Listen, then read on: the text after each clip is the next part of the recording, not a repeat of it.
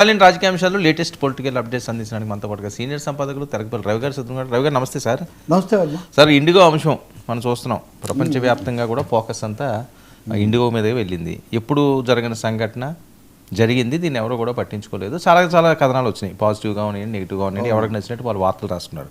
కానీ Arnab Goswami republic TV ban, TDP దాడి ఆయనకు బ్యాక్ ఫైర్ అయ్యిందా? ఇది జరుగుతుంది ప్రచారం. బ్యాక్ ఫైర్ ఆయనగా టీడీపీకి అని ఇక్కడ ప్రశ్న. ఎందుకంటే ఇండిగో గురించి ఆ చర్చ పక్కకు పోయి రామ్మోహన్ నాయుడు ఉండకపోవడం దీనివైపు పోయింది. రెండవది బ్యాన్ ఇప్పుడు ఒకే సాక్షికి వీళ్ళు వెళ్ళలేదు, ఇంకో దానికి వాళ్ళు రాలేదంటే ఏదో అర్థం చేసుకోవచ్చు, స్థానిక వ్యవహారం. ఈ నిషేధాలు, ఈ ఆంక్షలు, ఈ బహిష్కరణలు జాతీయ స్థాయికి చేరి అర్నబ్ గోస్వామి అందులో కూటమికి ఆయన లైఫ్ లైన్, ఎన్డీఏ కానీ బీజేపీ కానీ లైఫ్ లైన్ లాంటి ఆయన అర్నబ్ గోస్వామిని అరెస్ట్ చేస్తే అమిత్ షా స్వయంగా రంగంలోకి దిగి ఆయనకు బెయిల్ వచ్చేట్టుగా చూసాడు. అంటే అది ఆయన లెవెల్. ఈరోజు కాదు కదా Arnab Goswami the nation want to know అని ఎప్పుడు హీ విల్ బి షౌటింగ్, అవన్నీ కూడా చాలా చెప్తూ ఉంటారు, అందరి మీద దాడి చేస్తూ ఉంటారు. హూ ఈజ్ మిస్టర్ లోకేష్ అని ఆయన అడుగుతున్నాడు. హూ ఈజ్ మిస్టర్ లోకేష్ అని. అంటే లోకేష్ ఈజ్ మినిస్టర్, స్టేట్ మినిస్టరే కానీ సెంటర్కి ఏంటి సంబంధం అని ఆయన అడుగుతున్నారు. ఇక్కడ రెండు విషయాలు. ఒకటి, ఆ ఛానల్కి వెళ్ళిన తెలుగుదేశం ప్రతినిధులు కొంచెం ఉన్నదానికంటే ఎక్కువ చేసిన మాట నిజం, ఇప్పటికీ సమర్థించుకుంటున్నారు వాళ్ళు. ఇప్పుడు అర్నబ్ గోస్వామి విషయానికి వస్తే ఆయన మోడీని అనరు, ఇటువైపున ఇండిగోను లేదా కార్పొరేట్ సెక్టర్ని అనరు, ప్రశ్నలు వేసి వదిలేస్తారు. కాబట్టి ఖచ్చితంగా తెలుగుదేశం వాళ్ళు అర్నబ్ గోస్వామి తమ మీద ఏదో ఖర్చు పెట్టుకున్నారు, రామ్మోహన్ నాయుడిని బలిపశువుని చేస్తున్నారు, స్కేప్ గోట్ని చేస్తున్నారు. ఆ మాట అందామంటే మోడీని అనలేదు, నేనైతే అంటాను కానీ ఆయన అనలేరు కదా. మీరు అనవచ్చు, నేను అనవచ్చు, ఎన్డీఏలో ఉండగా తెలుగుదేశం వాళ్ళు అనలేరు. కాబట్టి ఇంకా అర్నబ్ గోస్వామిని అనలేక ఇంక మేము దీనికి రామన్నారు. ఈరోజు పొద్దున్నే అర్నబ్ గోస్వామి ఓ పెద్ద ఆయన దీని మీద ఒక స్పెషల్ ప్రోగ్రామ్ చేశాడు. ఏమని, మీరు ఇండిగోని బ్యాన్ చేయకుండా నన్ను బ్యాన్ చేస్తారేంటి అనేది ఆయన క్వశ్చన్. ఇన్ని కష్టాలు పెట్టి ఇన్ని వేల విమానాలు రద్దు చేసి అన్నిటికి కారణమైంది ఇండిగో అయితే, మీరు ఇండిగో మీద ఏమి చర్యలు తీసుకోకుండా నన్ను బ్యాన్ చేస్తారు, నాకేమవుతుంది, నన్ను బ్యాన్ చేసిన కొద్దీ నేను ఇంకా పెరుగుతాను అని చెప్తూ నా డిబేట్స్లో ఒక కుర్చీ ఖాళీగా పెడతాను తెలుగుదేశం కోసం అని ఆయన చెప్తున్నారు. మీరు మంత్రిగా ఉన్నారు కాబట్టి నేను మిమ్మల్ని అన్నాను, అంతకంటే ఇంకేముంది దీంట్లో, దీనికి అంత ఇదైపోతే ఎట్లా అనే పద్ధతిలో ఆయన ఉన్నారంటే ఒక విధంగా ఇది రెండోది. తెలుగుదేశం పార్టీ వ్యూహాత్మకంగా సరైందా లేదా ఆలోచించుకోవాలి మనం. ఇంకా కూడా ఈ చర్చ చేస్తాం. కానీ ఒకటి, విమానానికి ఇండిగోకి సంబంధించి చేసిన సమర్థత లేదా మరింత గట్టిగా తీసుకొని ఉండాలి, అదే ఒకటి. అయితే ఆ పేరుతో మళ్ళీ మీడియాతో, అందులో జాతీయ మీడియాతో కూడా ఈ సమస్య తెచ్చిపెట్టుకోవడం. అర్నబ్ గోస్వామి ఈరోజు కాదు, ఎప్పుడైనా ఆయన ఎలా మాట్లాడతాడో తెలుసు. ఇప్పుడు టీడీపీ ఏమో చాలా కినుక వహిస్తే, వైసీపీ వాళ్ళేమో కితాబులు రోస్ట్, టీడీపీని రోస్ట్ చేసిన, లోకేష్ను రోస్ట్ చేసిన అర్నబ్ గోస్వామి అని వాళ్ళు హెడ్డింగ్లు పెడుతున్నారు.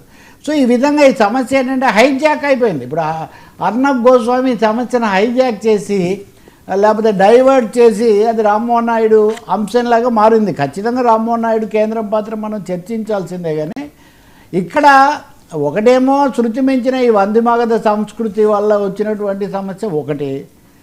ఇంకా రెండవది, జాతీయ మీడియా పూర్తిగా ఏదో ఉంటుంది మనకు అనుకుంటే, అది కూడా ఈ ప్రభుత్వమే వాళ్ళ మద్దతు ప్రధానమై ఆధారపడి ఉన్నప్పుడు వీళ్ళ మీద ఇంతగా విరుచుకుపడ్డం. అర్నబ్ గోస్వామి ఊరికనే పడుతున్నాడు అనే ఒక ప్రశ్న కూడా ఉంది, ఆయన వెనకున్న శక్తులేవి. రెండవది, ఎందుకని మోదీ గారు కానీ బీజేపీ కానీ అమిత్ షా కానీ ఆయనకు ఒక మాట చెప్పి తెలుగుదేశాన్ని అలాగా అనకండి, రామ్మోహన్ నాయుడు మీద అంతగా విరుచుకుపడకండి అని ఎందుకు చెప్పట్లేదు? అంటే పరోక్షంగా ఏవైనా శక్తులు చేస్తే మంచిది అని భావించి ఈ విధమైనటువంటి దాడిని ప్రోత్సహిస్తున్నాయా? నేను ఎవరి మాట విననంటారు, కానీ ఆయన ఎప్పుడు బీజేపీని ఎందుకు పిలవలేదు ఈ చర్చకు? ఉదాహరణకు తెలుగుదేశం వాళ్ళు అడుగుతున్నారు, మీరు చర్చకు పిలుస్తారు కదా సంబంధిత వ్యక్తులందరినీ. బీజేపీని అంటే అసలు మూల విరాట్ని వదిలేసి ఉత్సవ విగ్రహాలను పట్టుకున్నట్టుగా మోదీ గారిని కానీ కీలకమైన ఆ కేంద్ర ప్రభుత్వం యొక్క ప్రతినిధులను, పాలక పార్టీ యొక్క ప్రతినిధులను, ప్రధాన పార్టీ వాళ్ళని వదిలేసి రామ్మోహన్ నాయుడు వాస్తవానికి ఒక చిన్న విగ్రహమే. అక్కడ ఆయన చురుగ్గా ఉండొచ్చు, ఇంగ్లీష్ హిందీ అన్నీ మాట్లాడవచ్చు, టీడీపీ హైపీ వచ్చు, ఎంత ఇచ్చినా కానీ ఇదే న్యూ కమర్ అండ్ యంగ్స్టర్. కాబట్టి ఇది ఒక విధంగా గోడ దెబ్బ చెంపదెబ్బలాగా తయారైంది. ఒకటేమో రాజకీయంగా రామ్మోహన్ మీద దాడి, రెండోదేమో అర్నబ్ గోస్వామి ఉదంతంతో ఇది ఒక మీడియాకి సంబంధించి తెలుగుదేశం మీద అంతకుముందు చూడని వాళ్ళు కూడా ఫోకస్ వచ్చే ఒక పరిస్థితి. నేను అనుకుంటాను ఇది బ్యాక్ ఫైరే. తెలుగుదేశం పార్టీ ఇంతకంటే కొంచెం మెరుగ్గా దీన్ని డీల్ చేసి ఉండాల్సింది. ఇంకా టీడీపీ అయినా వైసీపీ అయినా, ఇప్పుడు వైసీపీ వాళ్ళు వాళ్ళని అన్నారని వీళ్ళు ఆనందిస్తుండొచ్చు, కానీ వైసీపీని జగన్మోహన్ రెడ్డిని అన్నవి గుట్టలు ఆయన ఎవరినైనా అలాగే అంటాడు కదా, ఒక్క మోడీని తప్ప అదీను నీ పతి ప్రాణంబు దక్క అన్నట్టు ఒక్క మోడీని దక్క ఎవరినైనా కానీ ఆయన అలాగే చీల్చి చెండాడేస్తాడు. కాబట్టి ఇదొక చాలా విచిత్రమైన సంకట పరిస్థితి తెలుగుదేశం పార్టీకి స్వయంకృతమే. నేను నిన్న రాత్రి కూడా ఒక డిబేట్ చూస్తున్నాను, అర్నబ్ గోస్వామి అలా ఎట్లా మాట్లాడతాడు, ఆయన బీజేపీ వాళ్ళని ఎందుకు అడగట్లేదని. సార్ నేను అర్నబ్ గోస్వామిని అంటున్నారు, తెలంగాణ బీజేపీ అధికార ప్రతినిధి కూడా రామ్మోహన్ నాయుడిని అంటున్నాడు. పొద్దున మీరు డిబేట్లు కనుక గమనిస్తే ఎవరండి, ఆయనే కదండి మంత్రి, ఆయనే చూసుకోవాలని. సో ఏం జరుగుతుంది నిజంగా తెర వెనుక రాజకీయం ఏం జరుగుతుంది అనేది అయితే ఒక పెద్ద సందేహం కలుగుతుంది.